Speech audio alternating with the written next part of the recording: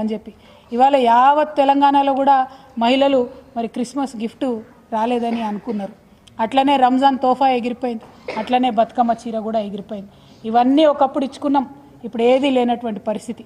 పోనీ Christmas gift తీసేసిండ్రు, మరి మహాలక్ష్మి పథకం కింద మాకేమన్నా 2500 రూపాయలు ప్రకటిస్తారేమో ఇవాళ మంచి రోజు అని చెప్పి తెలంగాణ మహిళలు అనుకున్నారు. మరి కళ్యాణ లక్ష్మితోని 1 తులం బంగారం ఇస్తారేమో అని అనుకున్నారు. ఏది లేదు, ఏం ఆలోచన లేదు. మహిళలు అనేటటువంటి వాళ్ళు మరి ఎంతో కొంత ఆశతోని ఈ ముఖ్యమంత్రి గారు వస్తే, కొత్త పార్టీ వస్తే మాకేమన్నా మంచి జరుగుతుందేమో, మరి కేసీఆర్ సార్ 2000 ఇస్తా అంటుండు, ఈయన 4000 ఇస్తా అన్నాడు కదా అని చెప్పి ఆలోచనతో ఓట్లు వేసినటువంటి వాళ్ళు కూడా ఉన్నారు. కానీ ఇలా సంవత్సరం అయిపోయింది, ఒక్కొక్క ఆడబిడ్డకి 2000 వస్తున్న వాళ్ళకు 4000 ఇస్తా అని ఇయ్యలేదు ఈ ప్రభుత్వం. కాబట్టి ఒక్కొక్క ఆడబిడ్డకి ఈ ప్రభుత్వం 24,000 రూపాయలు అప్పుబడి ఉందని చెప్పి నేను తెలియజేస్తా ఉన్నా.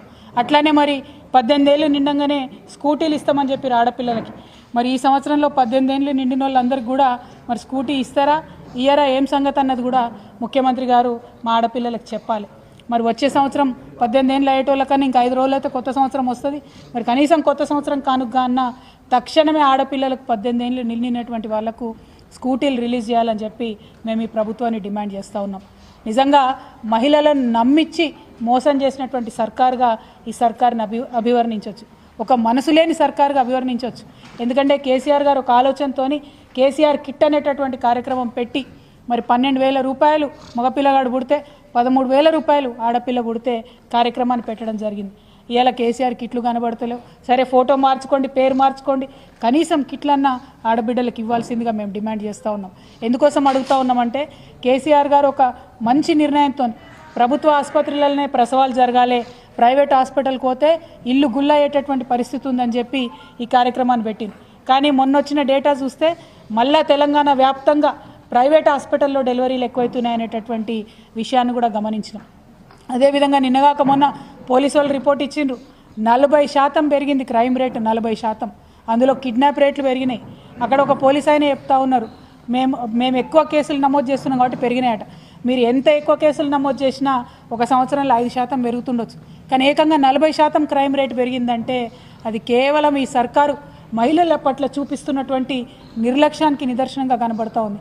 ఇవాళ మహిళా భద్రత మీద మీకు సోయలేదు, మహిళలకు ఇవ్వాల్సిన పథకాల మీద మీకు సోయలేదు, ఏ అంశంలో కూడా మీరు పట్టనట్టుగా ఉంటున్నారు. దీన్ని మహిళలు చూస్తూ ఊరుకోరు, ఖచ్చితంగా ప్రశ్నిస్తామని చెప్పి ఈ సందర్భంగా తెలియజేస్తున్నాం. ఇంత మనసు లేకుండా మహిళలకు ఇచ్చిన మాటలకు మోసం చేస్తూ ఉన్నారు. ఒక పక్క మహిళలు, ఇంకో పక్క రైతులు. ఎన్ని మాటలు చెప్పారు రైతులకు, రైతు బంధు ఇస్తాం ఎక్కడిచ్చిండ్రు? కేసీఆర్ గారు ఎన్నికలకు పోయే ముందు 17,500 కోట్లు రైతుల కోసమని ఏదైతే దాచిపెట్టినరో ఆ ఒక్కసారి ఇచ్చిండ్రు తప్పితే మళ్ళీ సెకండ్ టైం ఎగ్గొట్టిరు. మళ్ళీ ఇప్పుడు ఇవ్వండి అంటే ఇగో రేపిస్తాం, మాపిస్తాం, సంక్రాంతికి ఇస్తామని చెప్తున్నారు. సంక్రాంతికి ఇస్తామనేటటువంటి మాట నిలబెట్టుకోవాలి. తక్షణమే పెంచినటువంటి రుసుముతో రైతు భరోసా అమలు చేయాలి. మీరు మళ్ళా రైతు భరోసాలో కూడా ఏదో కట్టింగులు పెట్టేటటువంటి ప్రయత్నం చేస్తున్నట్టు, 100 రకాల రూల్స్ పెట్టేటటువంటి ప్రయత్నం చేస్తున్నట్టు సమాచారం వస్తూ ఉన్నది. దాన్ని మేము సహించాం. ఎందుకంటే చిరు ఉద్యోగులు ఉంటారు, చిన్న ఉద్యోగం ప్రైవేట్లో వేసుకుంటూ వాళ్ళు ఉంటారు, వాళ్ళకి ఇక్కడ భూమి ఉంటుంది, వాళ్ళ పేరెంట్స్ సాగు చేసుకుంటూ ఉంటారు. మరి వాళ్ళకి రైతు భరోసా ఇస్తారా ఇయ్యరా మీరు? ఎందుకంటే మోడీ గారు పెట్టినటువంటి రూల్స్ పెడతామంటారు. ఆయన పెట్టిన రూల్స్ పెడితే 30% మంది కూడా రైతు భరోసా రాదు. కేసీఆర్ గారు ఎటువంటి రూల్స్ లేకుండా రైతులందరికీ ఇవ్వాలి, సాగు చేసుకునే వారందరికీ ఇవ్వాలనేటటువంటి ఆలోచనతో రైతు బంధు అనేటటువంటి కార్యక్రమం పెట్టారు. దాంతో ప్రైవేట్ రుణాలు లేకుండా చాలా చక్కగా రైతులు పంట వేసుకునేటటువంటి పరిస్థితి ఉండే. కానీ ఇవాళ మీరు కొత్త రూల్స్ తీసుకొచ్చి మీ ఇంట్లో చిన్న గవర్నమెంట్ ఎంప్లాయీ ఉంటే ఇయ్యం, మీరు ఇన్కమ్ ట్యాక్స్ కడితే ఇయ్యం, మీరు ఇంకోటి చేస్తే ఇయ్యం, మీకు కారు ఉంటే ఇయ్యం, ఇట్లాంటి రూల్స్ పెట్టినట్టయితే 30% మంది కూడా రైతు భరోసా రాదు. మరి రైతులకు సాగు చేసుకునే వారందరికీ కూడా తప్పకుండా వచ్చే విధంగా రైతు భరోసా ఈ ప్రభుత్వం ముందుకు రావాలని చెప్పి మేము డిమాండ్ చేస్తూ ఉన్నాం. అదేవిధంగా మరి వరి ధాన్యానికి ఏం చెప్పింది ఈ ప్రభుత్వం? ఇదివరకు 2,183 రూపాయలు ఉండే మద్దతు ధర, దాన్ని 500 పెంచి 2,683 రూపాయలు చేస్తామని చెప్పారు.